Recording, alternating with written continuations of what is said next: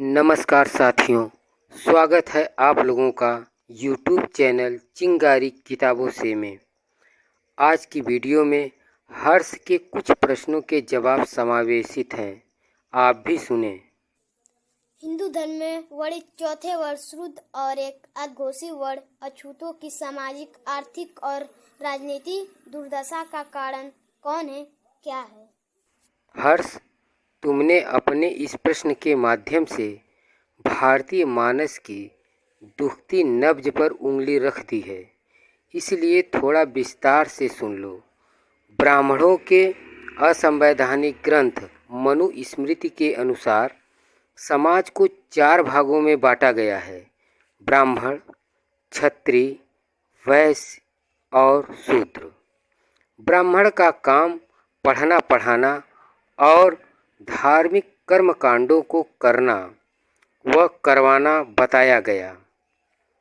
क्षत्रिय के लिए राजपाट, सैन्य कर्म और युद्ध बताया गया। वैश्य के कामों में व्यापार को बताया गया और चौथे वर्ण शूद्र का काम उपयुक्त तीनों वर्णों के सेवा करना बताया गया। इसी चौथे वर्ण को 2 भागों में बांटा जा सकता है: एक सछूत, जिसमें आज का ओबीसी वर्ग आता है, तथा दूसरा अछूत, जिसमें आज का एससी और एसटी वर्ग आता है। सछूत खेती करता था, अनाजों को सवर्णों के घर लाकर रखता था, फिर इसके बाद उस अनाज को नहीं छू सकता। सछूत पशुपालन करता था, दूध घी सवर्णों के घर लाकर देता था, फिर उस दूध घी को भी नहीं छू सकता था। सछूत यदि धर्मशास्त्रों को गलती से भी सुन लेता था तो उसके कानों में शीशा गर्म करके डाल दिया जाता था। सछूत किसी ब्राह्मण की तरफ मुख करके यदि पेशाब कर दे तो उसके लिंग को काट दिया जाता था। सछूतों की पत्नियों का शोषण शुद्धिकरण के नाम पर सवर्णों को करने का अधिकार था।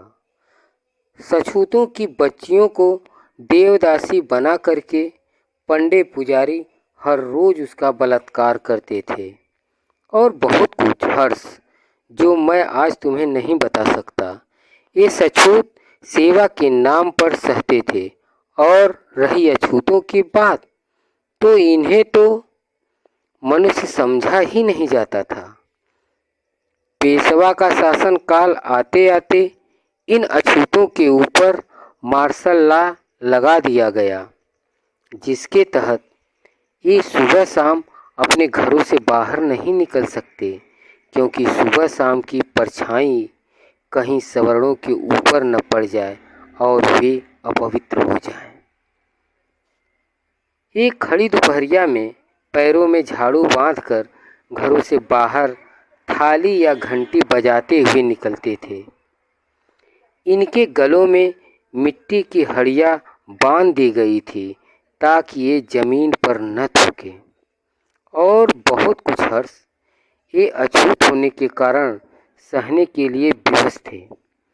अब तुम्हारे प्रश्न का उत्तर दे रहा हूँ, तो सुनो। सछूतों और अछूतों की दुर्दशा का कारण ब्राह्मण वर्ग है। इनको दोषी मैं इसलिए मानता हूँ क्योंकि ये पढ़े लिखे लोग थे। ये समाज के उद्धार के लिए सोच सकते थे। चूँकि ये समाज के सर्वोच्च शिखर पर हैं, इसलिए ये क्षत्रिय और वैश्यों को इनके उद्धार के लिए कह सकते थे। किंतु आज़ादी के बाद भी यह वर्ग अपनी इन गलतियों को नहीं स्वीकारता। फूले और बहुजन महापुरुषों की विचारधारा इन्हें लगता है कि काट खाने को दौड़ा रही है। देखो हर्ष, तुमने पूछा इनकी दुर्दशा का क्या कारण है, तो एक बड़ा कारण मैं अशिक्षा को समझता हूँ। एक दौर था जब इन्हें अनपढ़ रखा गया, लेकिन आज बहुजन महापुरुषों के संघर्षों की बदौलत ये पढ़ लिख सकते हैं, किंतु ये नशों के दलदल में फंसते जा रहे हैं। इनके छोटे छोटे बच्चे नशा बियर से शुरू करते हैं और चरस, गांजा, अफीम तक ले जा रहे हैं। इनके एक गांव में एक आईएएस नहीं मिलेगा, किंतु शराबी घर घर मिल जाएगा। अपनी दुर्दशा के सबसे बड़े कारण ये स्वयं हैं। इन्होंने अपने स्वाभिमान की हत्या कर रखी है। इन्हें पता ही नहीं है इनका संबंध बुद्ध, कबीर, रविदास और बाबा साहब डॉक्टर भीमराव अंबेडकर जैसे बहुजन महापुरुषों से है। खैर, तुम कुछ और पूछ रहे थे। हाँ, बहुजन महापुरुषों द्वारा किए गए आंदोलन का कुछ प्रत्यक्ष लाभ बताएं। लाभ? बहुजन महापुरुषों द्वारा किए गए आंदोलनों के लाभ तो इतना है कि हम और तुम मिलकर उंगलियों पर गिन नहीं सकते। कुछ तुम्हें बताता हूँ जिसकी अनुभूति तुम स्वयं कर सकोगे। आज़ादी के पहले, जब तक बहुजन महापुरुषों का आंदोलन नहीं था, तुम्हें पढ़ने लिखने का अधिकार नहीं था, किंतु आज तुम पढ़ते हो। महापुरुषों को विद्यालय में जाने से रोका गया, किंतु आज तुम्हें कोई नहीं रोकता। एससी की क्या बात करूं, ओबीसी की 3 पीढ़ियों के पीछे तक उन्हें पक्के मकानों में रहने का अधिकार नहीं था, और आज तुम पक्के घरों में रहते हो। संपत्ति रखने का अधिकार नहीं था, किंतु आज महापुरुषों के आंदोलन के बदौलत तुम्हारी जेबें में भी 1000-2000 रुपये होंगे। आज़ादी के बाद ऐसा संविधान नहीं बना जो तुम्हारे ऊपर पेशवा काल की तरह मार्शल लॉ लगाए। यह बहुजन महापुरुषों के संघर्षों के आंदोलनों का परिणाम है।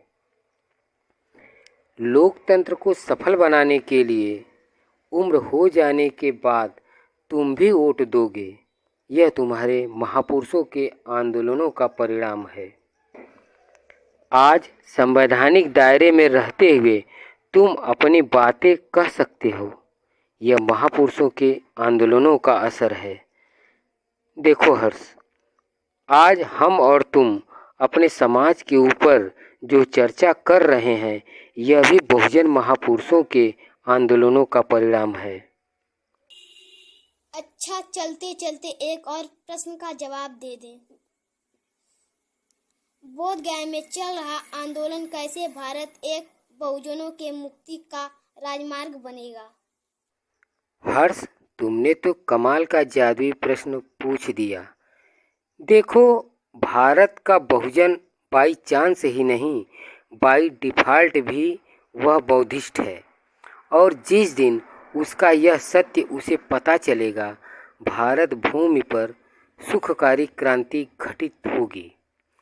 आज भी जो दलित हैं, आज भी जो अछूत हैं, आज भी जो शोषित हैं, आज भी जो पिछड़ा है, आज भी जो धम्म विहीन है, उसे जब पता चलेगा उसका मार्गदाता करुणा के सागर सम्यक संबुद्ध हैं, तो उसके दिलों में क्रांति घटित होगी।